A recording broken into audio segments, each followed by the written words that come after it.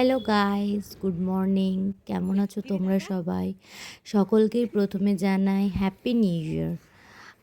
এতদিন আমাদের ভিডিওটা একটু কম আসছিল, কারণ সৌজি তো কাজে বিজি ছিল, প্লাস আমারও একটু কাজ, মানে এডিটটা অনেক ভিডিওই করা হয়েছে, বাট এডিট করার টাইমটা পাইনি আমরা।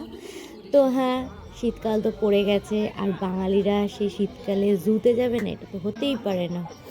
আমরাও সেদিন জুয়ের জন্য বেরিয়ে পড়েছিলাম, জু যাওয়ার জন্য। তো চলো, ট্রেনে উঠে গেছি। তো এবার আমরা মেট্রো স্টেশনে যাচ্ছি। হ্যালো গাইস, যেমনটা স্নেহা বললো, তোমাদের সবাইকে হ্যাপি নিউ ইয়ার। আশা করছি তোমাদের এই বছরটা খুব খুব খুব ভালো কাটুক। তো শীতকাল মানেই যেমন আমরা বাঙালিদের কাছে আলিপুর জুতে ঘুরতে যাও, আমরা ছোটোবেলা থেকে বড়রা সবাই আলিপুর জুতে যেতে ভালোবাসি। তো আমি আর স্নেহা সেদিন চলে গেছিলাম আলিপুর জুতে। এইদিকে আমরা মেট্রো স্টেশনে ঢুকে গেলাম। আমরা ঠিক করলাম যে রবীন্দ্র সদন থেকে নেমে ওখান থেকে বাসে চলে যাবো, আর শিয়ালদা থেকেও ডাইরেক্ট বাসে যাওয়া যায়। বাট আমরা ঠিক করেছিলাম ওই দিন ভিড় থাকতে পারে, সানডে ছিল, তাই আমরা মেট্রো করে যাওয়াই ঠিক করলাম। এই দেখো, এদিকে আমরা রবীন্দ্র সদন নেমে পড়েছি, আর বাইরেটা দেখতেই পাচ্ছ। আর ওই দিন বাসে খুব ভিড় ছিল, মানে ওখানে অনেকগুলো একসাথে বাস চলছিল, সবাই আলিপুর জুর দিকেই যাচ্ছিলো। আর রাস্তা দেখতেই পাচ্ছ, লোকজন, কত লোকজন যাচ্ছে। শুধু বাস নয়, আমরা মেট্রো স্টেশনে দাঁড়িয়েছিলাম মেট্রো ধরার আগে, মানে সেখানেও ভিড় না, সবাই যাচ্ছে জুতে। তো আমরা তখনই কনফার্ম হয়ে গেছিলাম যে না, অনেকটাই ভিড় হবে আজকে। বাট সেদিন কিন্তু উইকেন্ড ছিল না, আমরা উইকডেতেই গেছিলাম, তাও এত ভিড়। উইকেন্ডে গেলে তো কী হবে সেটা বোঝাই যাচ্ছে। আমরা ওই দিন একটা ভালো কাজ করেছিলাম, আমরা লাইনে দাঁড়িয়ে টিকিট কাটিনি, আমরা আগের দিন অনলাইনে টিকিটটা কেটে নিয়েছিলাম। তোমরাও ওরকমভাবে কেটে নিতে পারো, 50 টাকা করে নিয়েছিল পার পার্সন। আর বাচ্চাদের জন্য একটু হয়তো কম আছে। আমরা ফার্স্টে ডিসাইড করলাম যে মাঙ্কি দিকটা থেকে ঘুরে আসি। এদিকে দেখতেই পাচ্ছ আমরা কেজের সামনে চলে এসেছি, কি তিরিং বিরিং করে লাফাচ্ছে। আমার ঠিক তো সৌজিতের মতন। না, আমার মতো একদমই না, তোমরা যারা স্নেহাকে চেনো, এটা পুরো স্নেহার মতোই। আমরা এগিয়ে যাচ্ছিলাম সামনের দিকে, ওখানে রুট করা ছিল, তো আমরা সেই রুটটা দেখেই এগিয়ে যাচ্ছিলাম। তোমরা দেখতেই পাচ্ছ সাইডে এত ভিড়, এত ভিড়। আর এখানে সেই বাঘ মামার জন্য অপেক্ষা করে করে বাঘ মামা তো বেরোলোই না। তারপরে অনেকক্ষণই দাঁড়িয়েছিলাম, বাট দেখা পাইনি ফার্স্টে। তারপরে আমরা এগিয়ে গেলাম নাও জিরাফে। আমরা জিরাফের সেকশনটায় চলে এসেছিলাম। আর ছোট থেকে বড় সবারই জিরাফটা খুব ভালো লাগে আমাদের, এটা আফ্রিকার পশু। তো স্নেহা তো দেখে অবাক যে এতটা লম্বা আমার থেকে। স্নেহা ফার্স্ট টাইম আলিপুর জুতে গেছিলো। একদমই নয়, আমি আগেও একবার গেছিলাম, এটা আমার সেকেন্ড টাইম। আমি যখন গেছিলাম তখন মানে খুবই ছোট ছিলাম, তো তখন মানে অর্ধেক জিনিস বুঝতাম, অর্ধেক বুঝতাম না, এরকমই ছোট ছিলাম, ছোট অবস্থায় গেছিলাম। বাট হ্যাঁ, এই বড় হয়ে ফার্স্ট টাইম যাওয়া একটু এক্সাইটেড ছিলাম। তো খিদে পেয়ে আমরা গেছিলো, আমরা লেপার্ডের আগের খাঁচাটার দিনই কাছে চলে লেস এসেছিলাম, কুরকুরে এই যে এইসব কিনে দেখতেই পাচ্ছ নিয়েছিলাম লেপার্ড খাওয়ার মামা জন্য। রোদ্দুরে একা একা বসে আছে। তোমরা দেখে তো বুঝতে পেরেছো ভিড়টা, আর মানে ব্যাকগ্রাউন্ডে যে সাউন্ডে তোমরা সেটা তো অনুমান করতে পারবে যে না, সত্যি ভিড় হয়েছিল। আর এই যে আমরা দেখতে যাচ্ছিলাম সামনে, অনেকটাই কষ্ট করে সামনে থেকে ক্লিপগুলো তোলার জন্য যাচ্ছিলাম, কারণ এতটাই ভিড়। মানে বাচ্চাদের জন্যই মেন জুটা, বাট বাচ্চারাই দেখতে পারছিল না, এমনই অবস্থা। সবাই মানে দেখে বেরিয়ে যাওয়ার মতো নয়, সবাই 5-10 মিনিট মতো দাঁড়িয়ে দাঁড়িয়ে তারপরে বেরাচ্ছিল, কেউ কাউকে সুযোগ করে দিচ্ছিল না আর দেখার। এদিকে হোয়াইট টাইগার শুয়ে আছে, তিনি নিজের দর্শন দিলেন না। আমরা ওই দিন বাড়ি থেকে বানানো চাউমিন নিয়ে গেছিলাম।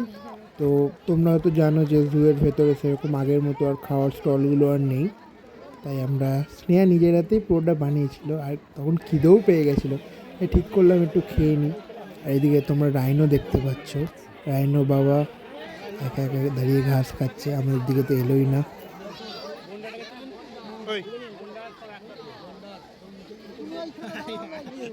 রাইনোর পরেই আমরা চলে গেছিলাম অ্যানাকন্ডা দেখতে, সেখানেও মারাত্মক লেভেলের ভিড়।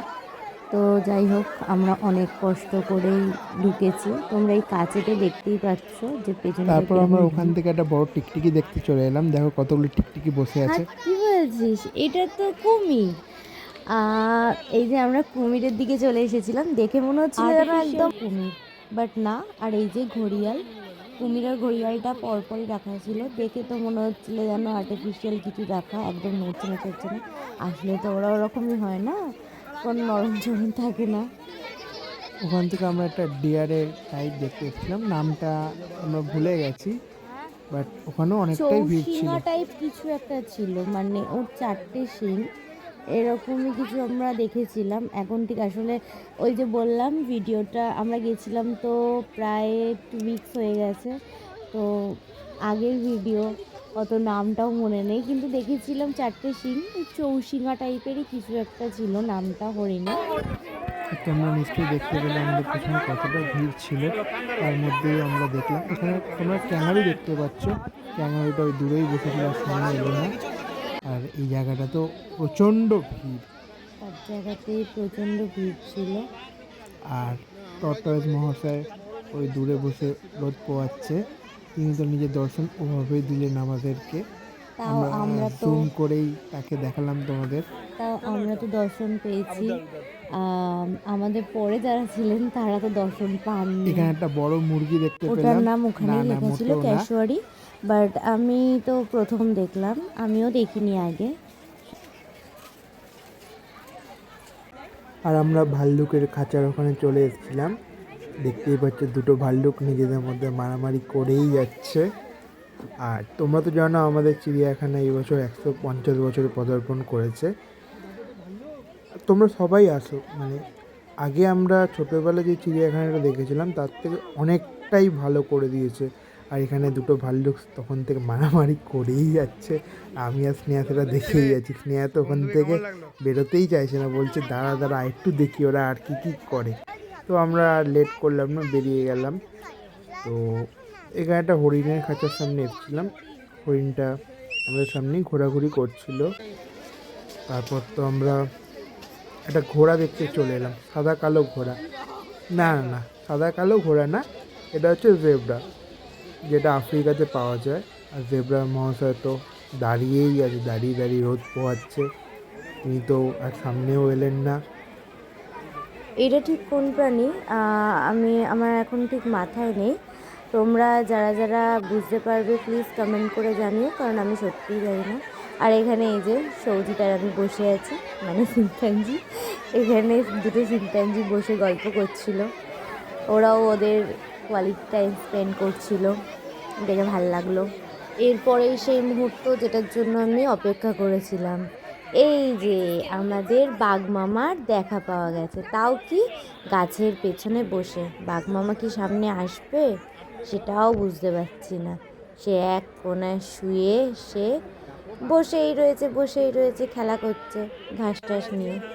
তো আমি তো ঠায় দাঁড়িয়ে রয়েছি, শহীদকে বলছি না আমি এখন আর যাবো না। 2000 years later. ফাইনালি বাঘ মামা উঠেছে, আমাদের দেখা দিয়েছে।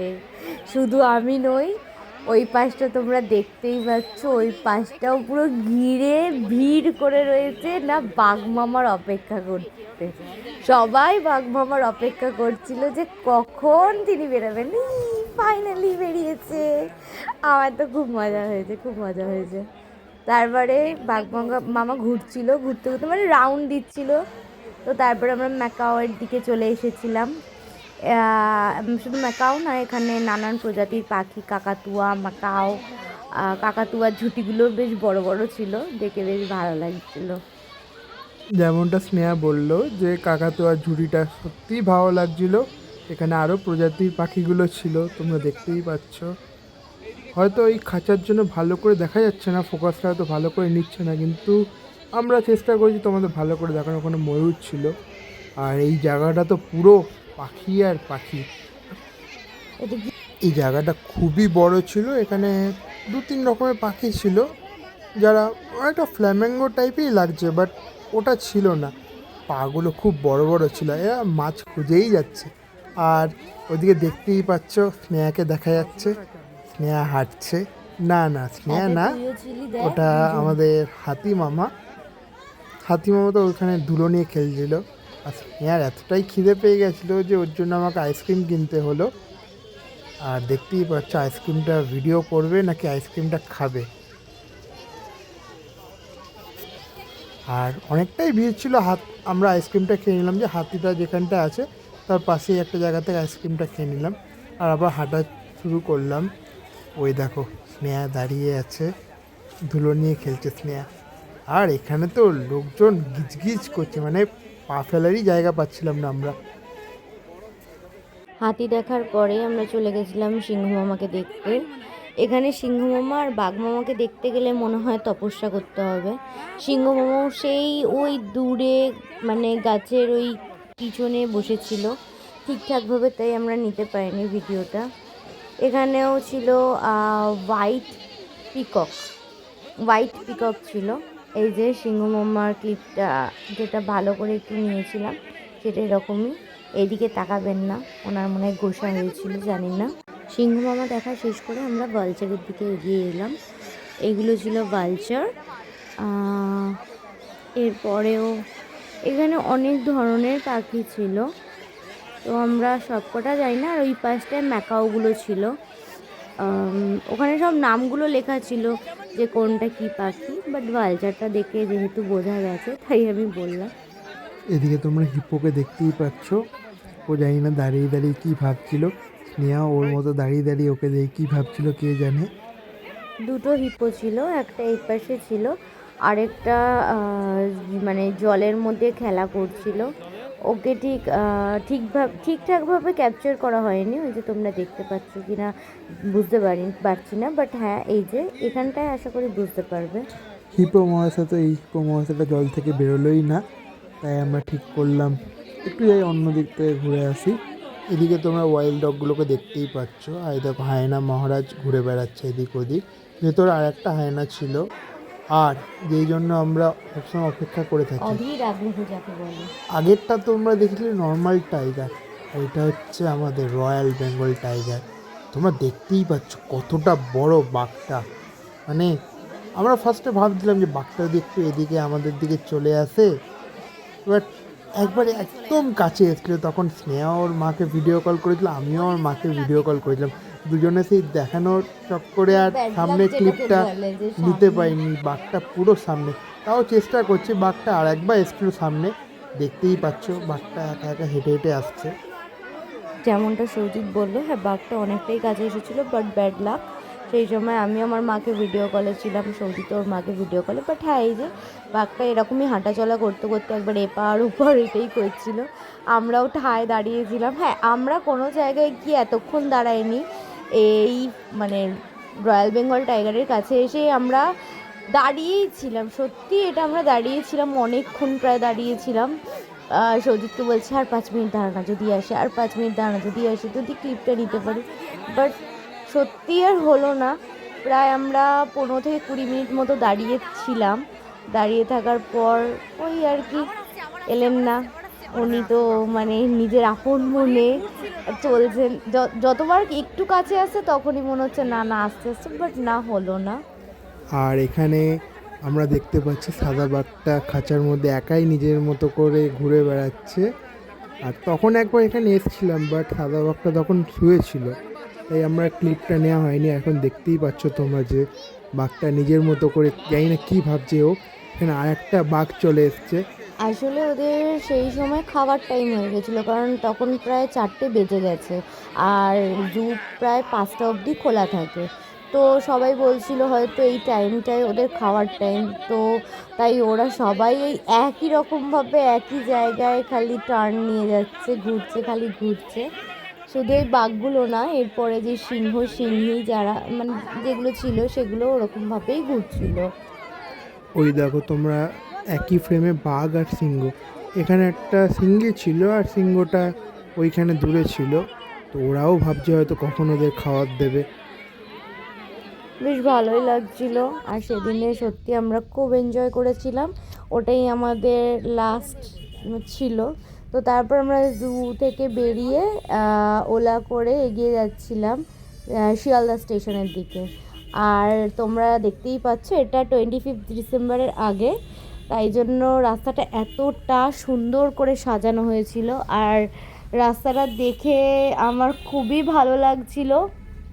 আমি তাই জন্য সৌজিতকে বললাম যে দে দে দে, মানে খুবই টায়ার্ড ছিলাম বলতে গেলে, পাটা ব্যথা দিচ্ছিল, বাট না, তাও আমি সৌজিতকে বললাম না তুই ফোনটা দে, আমি এগুলোর ভিডিও করবই। এত সুন্দর লাগছিল না যে কি বলবো। তোমরা যারা কলকাতায় থাকো তারা তো তোমরা অবভিয়াসলি এগুলো ফিল করতে পারো, বাট হ্যাঁ আমরা এগুলো মানে কোনো ওই 25 ডিসেম্বর 1 জানুয়ারি এগুলোতেই যাওয়া আসা বেশি হয় বলতে গেলে, হয় যাওয়া, বাট সেভাবে তো আর হয় না না, কাজের সূত্রে যে ও সৌদি তো কাজে যায়, এবার আমারও টিউশন থাকে, তাই বেশি হয় না। ওই স্যাটারডে সানডে যেই ফাঁকা থাকে সেই সময়টুকুই আমরা যা টাইম স্পেন্ড করতে পারি।